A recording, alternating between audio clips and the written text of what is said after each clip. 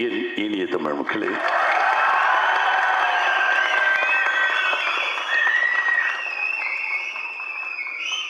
இயக்குனர் பொதுமக்களே, கலையுலக அன்புகளே, ஊடகங்களே, அனைவருக்கும் வணக்கம். என் இனிய தமிழ் மக்களின்னு சொல்லிட்டு பேண்ட்டு ஜீன்ஸோட மேலே வருவேன். படத்தில் மட்டும் மண் வாசனை வரும். ஆனால் இவங்க எல்லாம் வேஸ்ட் கட்டிட்டு வந்துட்டு படத்தில் இங்கிலீஷ் வரும். ஸோ நான் 3 தலைமுறையை பார்க்குறேன். இப்போ எங்கள் தாத்தா வந்து குடிமை வச்சுருப்பாரு. எங்கள் அப்பா குடிமையை வெட்டிக்கிட்டான். இங்கிலீஷ் படிக்கலை. நானும் இங்கிலீஷ் படித்தேன். இங்கிலீஷ் வரல, கொஞ்சமாக வரும். என் பிள்ளைங்க நல்லா இங்கிலீஷ் பேசுது. அது மாதிரி சினிமாவில் விட நான் பார்த்த சின்னப்பா கால படங்களும், அதுக்கப்புறம் எம்ஜிஆர், எஸ்எஸ்ஆர் இவங்க படங்கள், சிவாஜி படங்கள், அதுக்கப்புறம் என் காலத்தில் நான் இப்போ டெக்னீஷியனையும் பார்க்குறேன். ஒரு அமானுஷ்ய வளர்ச்சி. இதை வந்து நாங்களும் லக்கி. ஏன்னா அதையும் பார்த்துட்டோம், இன்றைக்கி பசங்களையும் வளர்ச்சியும் பார்த்துட்டோம். So we learned from those people, now we are learning from this people. ரெண்டையும் நான் பார்த்துட்ருக்கேன். எனக்கு கூட ஒரு சூர்யா பேசும்போது இயக்குனர் என்ன சொல்லிட்டு கண்டெம்பரரி இயக்குனர் சொல்லி நம்ம கார்த்திகேய சொல்லுவோம், கார்த்திக் சுப்ராஜ். அப்போ என்னை கண்டெம்பரரி இல்லைன்னா சொல்லிட்டு இதுக்கு தாண்டா வர்றவங்க வரோம். கண்டெம்பரரிங் என்னங்கிறது நாங்களும் படிச்சுட்டு உங்களையும் தாண்டதுக்கு வச்சுருக்கோம். நான் அது என்னென்னா, உங்களை காட்டிலும் அதிகமாக நாங்கள் தெரிஞ்சோம். அதையும் தெரிஞ்சுக்கிட்டோம், இதையும் தெரிஞ்சுக்கிட்டோம். இந்த இளைஞர்கள் ரொம்ப பிரமாதமாக வளர்ந்தாங்க. எல்லா டைரக்டர்ஸும் இன்றைக்கி நான் இங்கே உட்கார்ந்துருக்க எல்லாமே ரொம்ப அற்புதமான இயக்குநர்கள். ஒரு காலகட்டத்தில் தொழில் வேறு மாதிரி இருந்துச்சு, இப்போ ரொம்ப வித்தியாசமாக இருக்குது. விஞ்ஞானங்கள் ரொம்ப அழகாக வளர்ந்துருக்கு. அது கார்த்திக் சுப்ராஜெல்லாம் நான் நம்பவே இல்லை. அவன் உருவத்துக்கு இப்படி ஒரு படம் பண்ணுவான். படம் பார்த்துட்டு முதல்ல ட்ரைலர் பார்த்துட்டு அதான் வரமாட்டேன் பெரும்பாலும். இந்த ட்ரைலர் பாருங்க. இப்போ நீங்கள் சத்யன் தியேட்டர் எந்த சோகத்தை தட்டுங்க, நம்ம முன்னாடி பேசின பேச்சை எடுத்து மறுபடியும் இதுக்குள்ளேயே போட்டுக்கலாம். ஏன்னா அந்த வாழ்த்துக்கள், இன்னொரு நாள் விழாவில் மறுபடியும் சந்திப்போம், அந்த இது. அதனாலே என்ன, ஒரே இதை ரிப்பீட் பண்ணிக்கிட்டே இருக்கணும். ஆனால் அதையும் மீறி இப்போ கார்த்திக் சுப்ராஜ் இவங்கெல்லாம் அற்புதமாக ஒரு இயக்குநர்களாக வந்துட்டாங்க. இந்த படம் பாபி சிங்கா இப்படி 3 படம் பார்த்தேன். நேரம்னு ஒரு படம் பார்த்து யார் இவன் இப்படி பண்ணுறானே அப்படின்னு. அதுக்கப்புறம் ஜிகர்தண்டா இப்படி பார்த்து 3 படம் பார்த்தேன். அதனால தான் சொல்லக்கூடாது சொல்கிறேன், வலுவாக இதற்கு வாங்கியே தீரணும்னு சொல்லி இந்த பையனுக்கு. ஏன்னா ஐ காட் சம்திங் இஸ், எங்கேயோ ஒரு சின்ன ஒரு ஒளிர்வு இருக்க வேண்டும். அவன் ஆக்டிங்லேயும் சரி, எதையோ சம்திங் இஸ் த என்னன்னு சொல்ல தெரியல. ஈவன் வாய்ஸில் கூட இப்போ இந்த ட்ரெய்லரில் வாய்ஸ் கேட்டிங்கன்னா ரொம்ப வித்தியாசமாக இருக்கும். I got something. ஒரு பெரிய பிரைட் ஃப்யூச்சர் உனக்கு இருக்குது, அது நோ டவுட். ஏன்னா முதல் தமிழ் தெரியுமான்னு கொஞ்சம் சந்தேகமாக இருந்துச்சு. அதுக்கப்புறம் பேசி இப்போ பார்த்தா அவன் கொஞ்சம் தமிழ் தான், ஒரு கொஞ்சம் இந்த ரஜினி பேசுவார் அந்த காலத்தில் தமிழ், அதே பேட்டரில் கொஞ்சம் இவில் கம்மம். இந்த சக்தி புதிய இயக்குனர், அது உண்மையிலே இந்த கட்டிங்ஸ் இதெல்லாம் பார்த்தாலே, ட்ரெய்லர் பார்த்தாலே என்னென்ன பொய் சொல்கிறதில்ல, ஒரு பிரம்மாண்டமாக இருக்குது. இந்த எஃபெக்ட்ஸ் அந்த சவுண்ட் ரொம்ப பிரம்மாண்டம். துணிச்சலாக இதற்கு பணம் போட்டு எடுக்கிறதுக்கு டெல்லி பாபா ப்ரொடியூஸ், அவருக்கு உண்மையிலே வாழ்த்துக்களை சொல்லணும். ஏன்னா இந்த மாதிரி நிறையா ப்ரொடியூசர்ஸ் தே ஆர் கம்மிங். எங்கேயோ சம்பாரிச்சா கூட சினிமாவை இன்று வளப்படுத்தி கொண்டு போடலாம். அவங்க முன்னாடிலாம் 10 ப்ரொடியூசர் இருப்போம், இப்போ 100 ப்ரொடியூசர், 200 டைரக்டர்ஸ், 300 படங்கள். சொல்ல முடியல. வளர்ச்சி அற்புதமாக இருக்கிறது. இருந்தால் கூட ஜனநாதன் படம் பார்க்குறேன், நல்லா இருக்குது, ரொம்ப பிரமாதமாக இருக்கிறது. இது இன்னும் மேலே மேலே போகும். ஆனால் இந்த கல்ச்சரை கொஞ்சம் விட்டுலாம, இது தமிழ் படம் தான் ஒரு அடையாளம் தெரிறதுக்கு அங்கங்கே வச்சிடணும். இது தமிழ் படம், எனக்கே இங்கிலீஷ் படமும் தமிழா அப்படிங்கிற மாதிரி இருக்கும். டெக்னிக்கல் அட்வான்ஸ் ஆயிடுச்சு. அதனால் நல்ல முறையில் வாழ்த்துக்கள் அனைவருக்குமே. இசையமைப்பாளர் புதுசு போல் இருக்கு. அது எல்லாம் பிரம்மாண்டம்னு சொல்லி சொல்லி இதே தானே இன்னொரு தடவை சொல்கிறீங்கன்னா, சில நேரங்களில் உண்மை பேசுவதை அழுத்தி சொல்லுவேன். உண்மையாக இதிலிருந்து அத்தனை கலைகளும் சிறப்பாக இருக்கு. படம் அந்த உரிமையில் டைட்டிலே ரொம்ப வித்தியாசமாக இருந்தது. அவன் மோகன்சிங்க ரொம்ப வித்தியாசமாக நிற்கிறான். என்ன கொரியோகிராஃபி ரொம்ப இன்றைக்கி மேடையில் பார்த்தேன். நம்ம தமிழ்நாடு மாதிரி ஃபோட்டோகிராஃபிலையும் கொரியோகிராஃபிலையும் ஃபைட்டிங்லேயும் இன்றைக்கி இந்தியாவிலேயே யாரும் இல்லை. ரொம்ப பிரமாதம். அது என்ன பண்ணாங்க அந்த மேடையில் எனக்கு. ஆனால் இன்னொரு வருத்தமும் இருக்குது. யாதும் ஊரே யாவரும் கேள்வியில் மட்டும் கேட்டுச்சு. பாக்கி போனால் எனக்கு நான் ஜன்னா என்கிட்ட கேட்டேன், தமிழ் பாட்டான்னு கேட்டேன். தமிழ் தான் சார். அப்புறம் யாதும் ஊரே யாவரும் கேள்வியில் வந்தோடனே தமிழ் தெரிஞ்சு போச்சு. அதுக்கப்புறம் பாடி முடிச்சு டயர்டாக இருக்கும். தமிழை சொல்லும்போது மட்டும் டயர்டாக நல்லா பாடி முடிச்சுட்டு யாதும் ஊரே அங்கே கேள்வி. அதனால் நீங்கள் தமிழை சொல்லும்போது தெளிவாக சொல்லுங்கய்யா அப்படின்னு சொல்லி விடைபெறுகிறேன். நன்றி வணக்கம். நான் அந்த படத்தினுடைய இயக்குனர் சக்திவேல் பெருமாள் சாமி வந்து அழைப்புதலை கொடுக்க வரும்பொழுது நான் அவர்கிட்ட கேட்டேன், நீங்கள் இதுக்கு முன்னாடி நீங்கள் என்ன படம் வேலை பார்த்தீங்க அப்படின்னு கேட்டேன். அது பதில் இல்லை, நான் ஒரு டைரக்டர்கிட்ட வேலை பார்க்க போனேன், அவர் தெலுங்கு படம் பண்ண போயிட்டார். அப்போ அங்கே ஒரு உதவி இயக்குனரோட நட்பு ஏற்பட்டுச்சு. அவர் ஒரு படம் பண்ணார். ஒரு வருஷம் அவரோட கொஞ்சம் கொஞ்சம் ட்ராவல் பண்ணேன். அப்புறம் அப்படியே இந்த கதையை எடுத்து டைரக்டர் ஆகிட்டேன் அப்படின்னாரு. அவர் இப்படி சொன்னோன்னு அவருக்கு நினச்சி பார்த்தேன். சாண்டோ சின்னப்பா தேவர் வந்து தன் வாழ்க்கை வரலாறு சொல்கிறாரு. கோயம்புத்தூருக்கு வந்த ராஜா சாண்டோ வந்து ஆள் எடுக்கிறேனாராம் சினிமாவுக்கு. சாண்டோ சின்னப்பா தேவர் அவங்க அண்ணன் வந்து வரிசையில் நிற்கிறாங்க. வந்து என்ன டேரக்டர் வந்து ஒரு சாண்டோ, அவர் ஒரு சாண்டோ வீரர். ஸோ வரிசையில் நிற்கிற சாண்டோ வீரர்கள் எல்லாம் ஓங்கி நெஞ்சில் அடிப்பாராம். அடித்தா எவன் ஒருவன் கால் பின்னாடி போகாமல் இருக்கிறதோ அவனை தேர்ந்தெடுப்பாரான் அந்த டேரக்டர். தேவர் அண்ணன் ஒரு நாளைக்கு 3 ரூபா சம்பளம், காப்பி டீ தருவாங்க, சாப்பாடு போடுவாங்க. எப்படியாவது நம்ம காலை பின்னுக்கு வைக்காமல் தேர்ந்தெடுக்கப்பட்டு இந்த பெட்ஃபோர்ட் வண்டியில் ஏறி மெட்ராஸுக்கு சினிமாவுக்கு போயிடணும்னு அப்படின்னு பல அடி வாங்கி வந்தாரான் தேவர். அப்போ அங்கேருந்து இப்போ டைரக்டர் பெருமாள் சாமி சொன்னதை பார்த்தா 1 வருஷம் ட்ராவல் பண்ணி நான் வந்துட்டேன் சினிமாவுக்கு யோசிச்சு பார்த்தா, நாம் இங்கே இருக்கும் மேடையில் இருக்க எல்லோரும் நன்றி சொல்ல வேண்டியது அந்த கதவை பெருசாக அடித்து திறந்து விட்ட திரு பாரதிராஜா அவர்களுக்கு முதல் நன்றி. ஏன்னா பல பேர்ட்டு அடி வாங்கி தான் சினிமாவுக்கு வர முடியும். ஒரே நேரத்தில் எல்லாரும் வாங்கடா வந்து சேருங்கடா, அவன் விரும்பின படத்தை எடுங்கடான்னு மொத்த கதவையும் திறந்து விட்டது, கதவே இல்லாமல் ஆக்குனது அவர் தான். அவரால் தான் சக்திவேல் பெருமாள் சாமியிலேருந்து என் வரையும் எல்லோரும் இந்த இடத்துக்கு வந்தோம். அதனால் அவருக்கு நன்றி சொல்ல நினச்சேன்.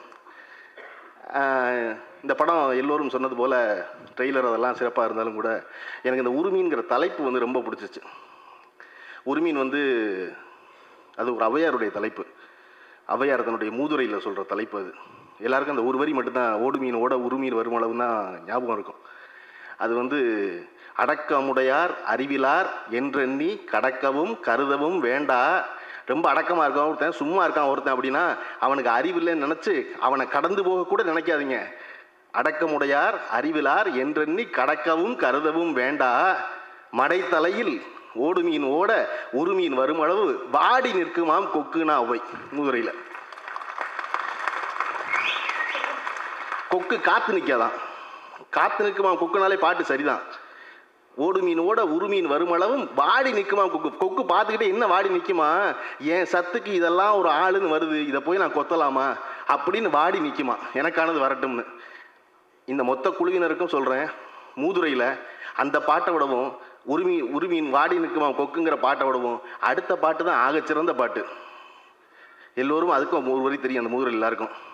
அற்ற குளத்து அருநீர் பறவை போல உற்றுளி தீர்வார் உறவல்லர். சினிமாவில் ரொம்ப முக்கியம் அது. அற்ற குளத்து அருநீர் பறவை போல உற்றுளி தீர்வார் உறவல்லர். அக்குளத்தில் கொட்டியும் ஆம்பலும் நெய்தலும் போலவே ஒட்டி உறவார் உறவுங்கிற ஔவை. ஒரு குளத்தில் வந்து தண்ணி நிறைஞ்சிருக்கும், அப்போ நிறைய பறவை வரும், அதுவெல்லாம் முக்கியம் இல்லை. மார்க்கெட் இருக்குன்னு டேரக்டர் வருவான், டேரக்டர் கதை வச்சிருக்கேன் எனக்கு ப்ரொடியூசர் வருவான், ப்ரொடியூசர் பணம் இருக்குன்னு நடிகன் வருவான், அதுவெல்லாம் முக்கியம் இல்லை. அக்குளத்தில் கொட்டியும் ஆம்பலும் குளம் வத்தினதுக்கு அப்புறம் அந்த இலை எப்படி அந்த குளத்திலே நிற்கிதோ அதை போல இருக்க உறவே உறவுன்று சொன்னாங்கல்ல, அதை போல இந்த குழுவினர் எப்பொழுதும் தன்னை சார்ந்தவர்களை ஒட்டியே வைத்திருக்கிற வாழ்வு பெறணும்னு நான் வாழ்த்துறேன். அதுதான் ரொம்ப முக்கியம். அதுதான் இதுவரையும் இருந்ததில். இன்னைக்கு வரையும் இயக்குனர் அவர்கள் எங்கே பேசினா திரு ராஜ்கன் அவர்களின் முதலாளிங்கிறார். ஒரு நாள் கூட அவர் நான் ப்ரொடியூசர்னு சொல்லி கேட்டதே கிடையாது. அப்போ தொடர்ந்து ஒரு நீடித்த உறவு இருக்குல்ல, அது ரொம்ப முக்கியம். அதை தொடர்ந்து செய்யணும். எல்லாவற்றுக்கும் மேலா இந்த படம் ஓடணும்னு இந்த படத்தினுடைய இயக்குனரும் இந்த படத்தினுடைய அணியினரும் விரும்புவதை விட நான் அதிகமாக விரும்புகிறேன். ஏன்னா நல்ல வேளை இடையில ஒரு காக்கா முட்டையும் நேற்று இன்று நாளையும் படம் வந்துச்சு. வரலன்னா ஜனநாதன் எல்லாம் கொண்டு போய் கம்யூனிஸ்ட் பேய்க்கு அதை எடுக்க வச்சிருப்பாங்க இவங்க. வேற வழியே இல்லை. அண்ணா என்ன நீங்கள் வாங்க வாங்க பேய்க்கு தான் இருக்குது, நீ வேற கம்யூனிஸ்ட் பேய் வச்சுக்கன்னு சொல்லியிருப்பான். நடுவில் வந்த காக்கா மூட்டையும் நேற்று இன்று நாளையும் தான் இதை மாற்றிருக்கு. அப்போ தொடர்ந்து நிறைய சிறுபடங்கள் ஓட வேண்டியது இருக்குது. ஒத்த ஈர்க்குச்சி குப்பையை தள்ளவே முடியாது, எல்லா ஈர்க்குச்சியும் சேர்ந்தாதான் விளக்குமாறாக முடியும். அப்போ தான் இங்கே குப்பையை தள்ள முடியும். அதனால இந்த உருவின் கண்டிப்பாக ஓடணும்னு உங்களை விட நான் ரொம்ப விரும்புகிறேன், வேண்டுறேன்.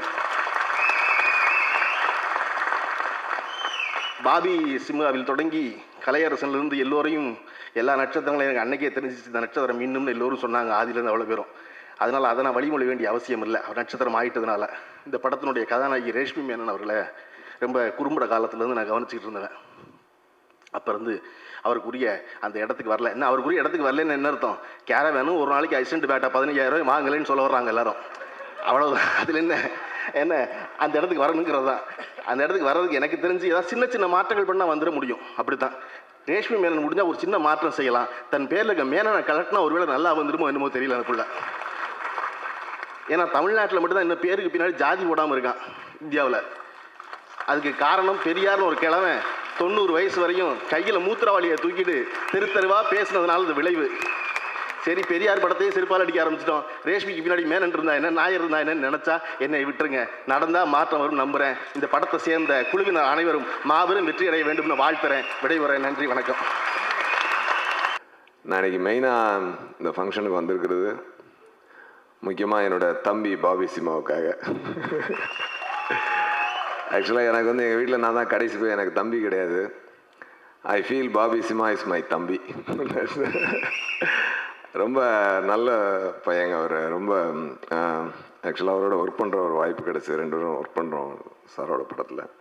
அதில் வந்து பார்த்திங்கன்னா அவரோட நேச்சர், அவர் பேசுகிற விதம், கஷ்டப்படுற காலத்தில் நிறையா ஃப்ரெண்ட்ஸுக்கு அப்போவே அவர் ஹெல்ப் பண்ணியிருக்காருன்னு நான் கேள்விப்பட்டிருக்கிறேன். அந்த நியூஸ் முன்னே வந்திருக்கு அவர் பழகிறதுக்கு முன்னாடியே. இப்போ ஓரளவுக்கு நல்ல செலிப்ரிட்டியாக அவர் நல்லா வந்துட்டார். அப்படி இருக்கும்போது கூட ஒரு நாள் ரொம்ப நல்ல ஹையான மூடில் இருக்கும்போது ஒரு 2 வார்த்தை சொன்னார். நான் அங்கே இருந்தேன் சார், கார்த்திக் சுப்ராஜனை தூக்கிட்டு வந்துட்டான் சார் அப்படின்னு சொல்லி, என் நண்பர் சார் அப்படின்னு சொல்ல. அப்படி ஸோ கஷ்டப்படுற காலத்தையும் சரி, நல்லா இருக்கிற காலத்துலேயும் சரி, உதவி செஞ்சவங்களை மறக்காமல் கஷ்டப்படுறவங்களுக்கு ஹெல்ப் பண்ணுற ஒரு நல்ல நேச்சர். இந்த நேச்சர் இருக்கிற வரைக்கும் தம்பி உங்களுக்கு கடவுள் எப்பொழுதுமே கூட இருப்பார். டெஃபினட்டாக you will get lot of success in this industry. உரிமையின் ட்ரெய்லர் ரொம்ப நல்லா இருக்குது, ரொம்ப தமிழ் மனமாக இருக்குது. உரிமைன்ற டைட்டில்லேருந்து அந்த படத்தை ப்ரெசென்ட் பண்ண விதத்துலேருந்து அந்த டைரக்டருக்கு ரொம்ப தமிழ் பிரியர் அப்படின்றது நல்லா தெரிஞ்சுது. ரொம்ப ஒரு அழுத்தமான ஒரு கதையை சொல்லியிருக்காருன்னு நான் நினைக்கிறேன். ஒரு நல்ல பட் ப்ரெசன்டேஷனில் நல்ல மாடர்ன் இது இருந்துச்சு. ஸோ டெஃபினட்டாக ஒரு கான்டெம்ப்ரரி ஃபில்மாக தான் அது உருவாகிருக்கு. நல்ல சாங்ஸ், அதில் வில்லனாக நடிச்சிருக்காரு, அவர் கூட ரொம்ப நல்லா பண்ணியிருக்கிறாரு. அவருக்கு கலையரசன் நல்லா பண்ணியிருக்காரு. டைரக்டர் கார்த்தி சுப்ராஜ் சார் சொன்ன மாதிரி பாபி சினிமா ரேஷ்மி கெமிஸ்ட்ரி ரொம்ப நல்லா இருக்குது. நல்லா they look good as a pair. ரொம்ப நல்லா இருக்குது. டெஃபினட்டாக படம் மிகப்பெரிய வெற்றி அடையும். அந்த ப்ரொடியூசர் ஒரு புது ப்ரொடியூசர் இண்டஸ்ட்ரிக்கு வந்திருக்காங்க. டெஃபினட்டாக அவங்களுக்கு பெரிய வெற்றி அடையணும். அது மூலமாக பல பேருக்கு நல்ல வாழ்க்கையும் அமையணும். தேங்க்யூ. அண்ட் எல்லாத்துக்கும் மேலே இந்த படத்தை எல்லோரும் சொன்ன மாதிரி தேனாண்டால் ஃபிலிம்ஸ் ஒரு படத்தை வாங்கினா டெஃபினட்டாக அதில் ஏதோ ஒரு ஸ்டஃப் இருக்கும் அப்படின்றது எல்லாருக்குமே ஒரு நம்பத்தகுந்த ஒரு விஷயம். அந்த நம்பிக்கையும் அவங்க அப்பா மாதிரி அவங்க அப்பாவோட உழைப்பும் அவங்க அப்பாவோட பிளெஸ்ஸிங்கும் அந்த தேனாண்டால் ஃபிலிம்ஸ்க்கு என்றைக்குமே இருக்குது. ஸோ இந்த படம் நல்ல முறையில் மிகப்பெரிய வெற்றியடைய பெறும். இன்னும் பல பேருக்கு நல்ல வாழ்க்கை அமையும். All the best to team and my brother Bobby Simha. Thank you. Bobby வந்து has put and lot of hard work to reach here. And Bobby மட்டும் கிடையாது, இந்த என்டையர் உரிமை டீம் வந்து எவ்வளோ கஷ்டப்பட்டுருக்காங்கன்னு தெரியும் இந்த ஸ்டேஜ் வர்றதுக்கு. அதே மாதிரி ஜிகர்தண்டா படத்துக்கு முன்னாடி ஷூட்டிங் நடந்துட்டு இருக்கிறதுக்கு முன்னாடியே வந்து சக்தி வந்து ஒரு படம் பண்ணுறாரு, அதில் பாபி தான் ஹீரோன்னு ஃபிக்ஸ் பண்ணிட்டாங்க. ஸோ வந்து அவங்க வந்து எந்த படத்தோட வெற்றியோ அதோட சார்ந்த வந்து அந்த படத்தை எடுக்கவே இல்லை. அவங்களோட ஸ்கிரிப்ட் அவங்களோட டீமை நம்பி எடுத்த ஒரு படம் தான் உரிமையின். அண்ட் இந்த ஸ்ட்ரகிள் வந்து நான் ரைட் ஃப்ரம் சக்தி வந்து எனக்கு சினிமாவில் வந்து யூஸ்வலாக எல்லாரும் ஜி அப்படின்னு கூடுவாங்க, என்ன ஜி எப்படி போகுது ஜி, ஆனால் அதை தவிர்த்து ப்ரோன்னு ஒரு வார்த்தை இருக்குன்னு இன்ட்ரடியூஸ் பண்ணது சக்தி தான். ஏன்னா எல்லாரையும் ப்ரோ அப்படின்னு கூப்பிட்டு பேசுகிற ஒரு ஆள். இந்த படத்தோட ஸ்கிரிப்ட் ஸ்டேஜ்லேருந்து அப்புறமேட்டு ஃபஸ்ட்டு படம் பூஜை போட்டது, வேற ஒரு ப்ரொடக்ஷன், அப்புறம் நடுவில் ஷூட்டிங் நின்னது, இப்படிலாம் சொல்லி நிறைய நடந்துகிட்டே இருக்குது. இந்த படம் வந்து they're struggling, they're going through lot of tough face.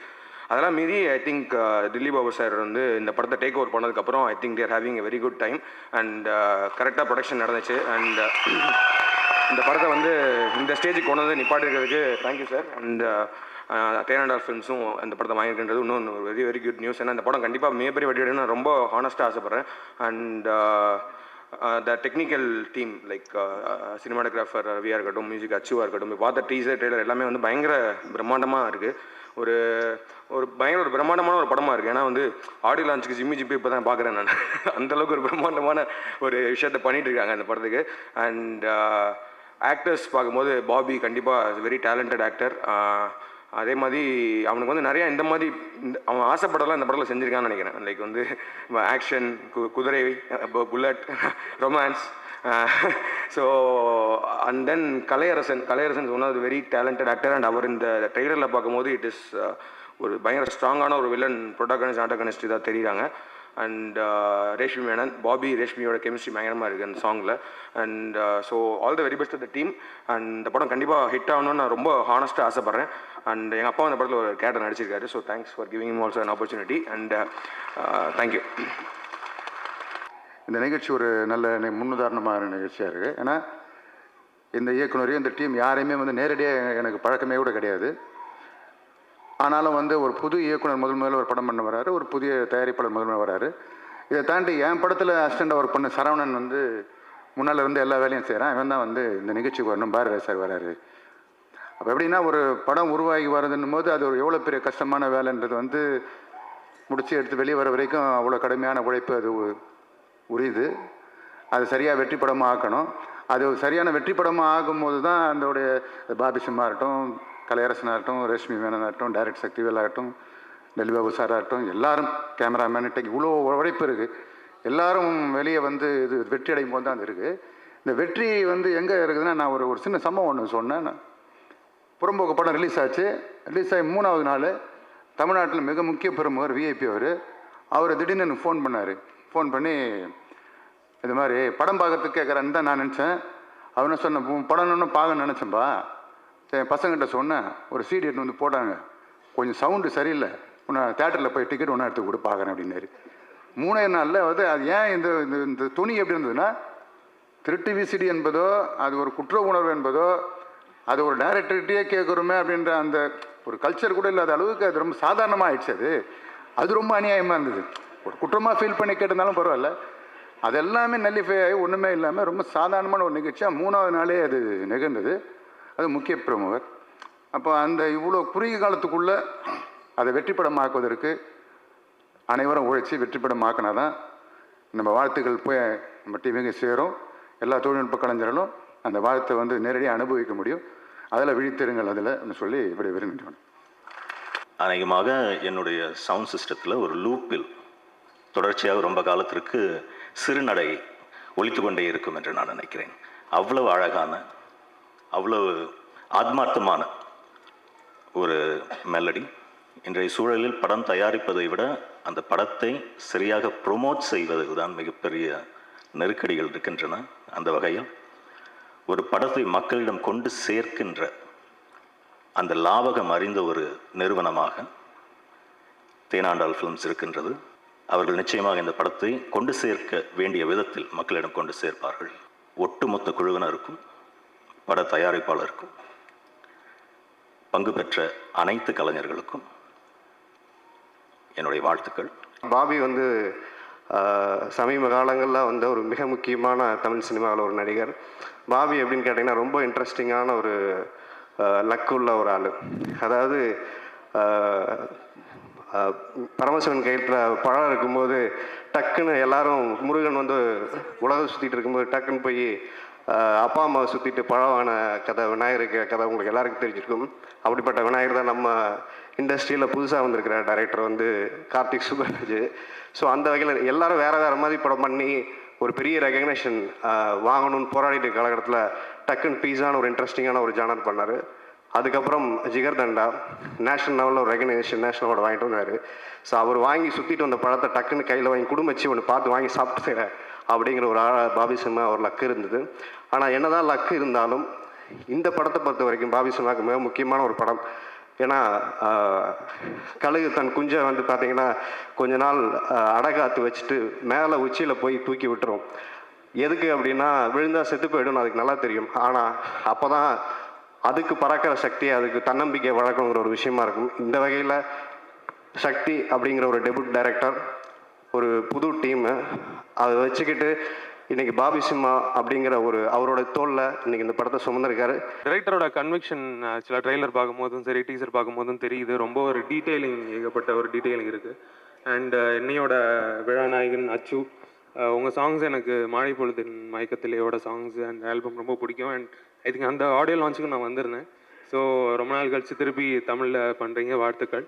And Bobby, Kalaiyarasan ரெண்டு ஒரு பவர் ஹவுஸ் பர்ஃபார்மர்ஸ் வந்து ஒரே படத்தில் அண்ட் ஆப்போசிட் ஈச் எதராக ப்ளே பண்ணுறது வந்து ரொம்ப இன்ட்ரெஸ்டிங்காக இருக்கும் அப்படின்னு நம்புகிறேன் பார்க்க. So and producer and the crew and the actors எல்லாருக்கும் என்னோடய வாழ்த்துக்கள். அண்ட் பெரிய ஹிட்டாக இருக்கணும் படம் அப்படின்னு நான் வாழ்த்துறேன். Thank you so much. இந்த படத்தோட டீசர் ஃபஸ்ட்டு ஆன்லைனில் பார்த்தேன், சூப்பராக இருந்துச்சு. ஏன்னா அது நல்லா இருக்குது. இது யாருன்னு பார்த்தா நம்ம கலை நடிச்சிருந்தாரு, பாபி சிம்மா நடிச்சிருந்தாங்க. ஸோ அதுக்கப்புறம் சூப்பராக இருக்கு, சரி வெயிட் பண்ணுவோம், பாபி சார் ஃபோன் பண்ணி சூப்பராக இருக்குங்க அப்படின்னு. அந்த படத்தோட ஃபுல் டீட்டெயில் எனக்கு தெரியாது. அதுக்கப்புறம் இன்விடேஷன் கொடுத்தாங்க. இன்விடேஷனில் பார்த்தா அவ்வளோ நிறைய விஷயம் இருந்துச்சு. ஸோ இந்த படத்தை பார்த்தீங்கன்னா ஃபுல் டீட்டெயில் வந்து சக்திவேல் ஃபுல்லாக பண்ணியிருந்தார். அதுக்கப்புறம் ட்ரெய்லர் பார்த்தேன், முன்னாலே சொன்ன மிரட்டேன் நான், சூப்பராக இருக்குது, 100% ஹிட் ஆகும். இந்த படத்தை எப்படா பார்க்கணுன்னு ஒரு ஆசையை அந்த ட்ரெய்லர் உருவாக்கியிருக்கு. ஸோ பாபி சிம்மா அண்ட் கலையரசன், சக்தி அனைவருக்கும் வாழ்த்துக்கள் தெரிவிச்சு நன்றி, வணக்கம்.